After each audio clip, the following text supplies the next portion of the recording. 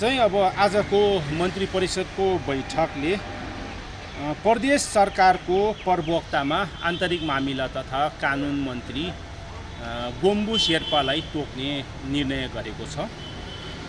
र त्यसै गरी प्रदेश लोकसेवा आयोगको 7औं वार्षिक प्रतिवेदन आभा 2082-83 प्रदेश सभामा पेश गर्ने निर्णय गरेको छ। त्यसै गरी अर्को निर्णय प्रदेश सरकार मन्त्री परिषदका समितिहरू गठन गर्ने निर्णय गरेको छ, जसमा 3वटा समितिमा एकमा राजनीतिक तथा प्रशासन समिति, यस समितिको संयोजकमा खानेपानी सिंचाई तथा ऊर्जा मन्त्री माननीय तिलचन्द पाठक रहने र समितिको सदस्यहरूमा पर्यटन वन तथा वातावरण मन्त्री माननीय खिनु लाङवा लिम्बू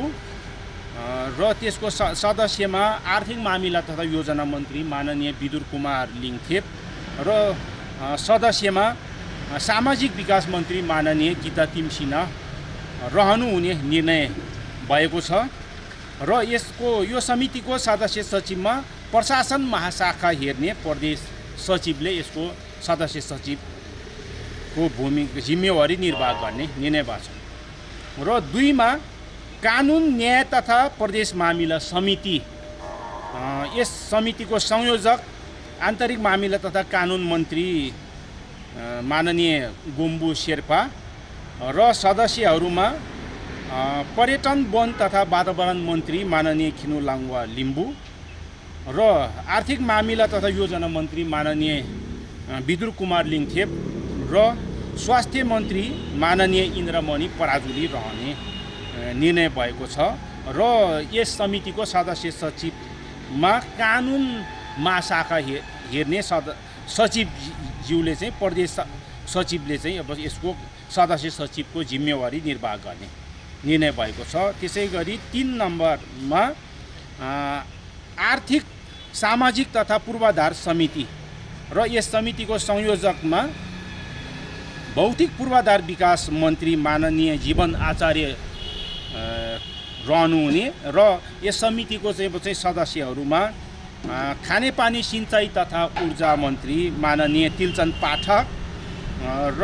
आर्थिक मामिला तथा योजना मन्त्री माननीय विदुर कुमार लिङथेप र उद्योग कृषि तथा सहकारी मन्त्री माननीय रामप्रसाद महतो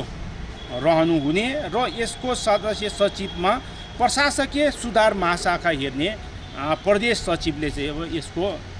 सदस्य सचिवको जिम्मेवारी निर्वाह गर्ने निर्णय भएको छ। त्यसै गरी अर्को निर्णय मुख्यमन्त्री सम्मेलनको अवधारणा पत्र स्वीकृत गर्ने निर्णय भएको छ र अर्को निर्णय भनेको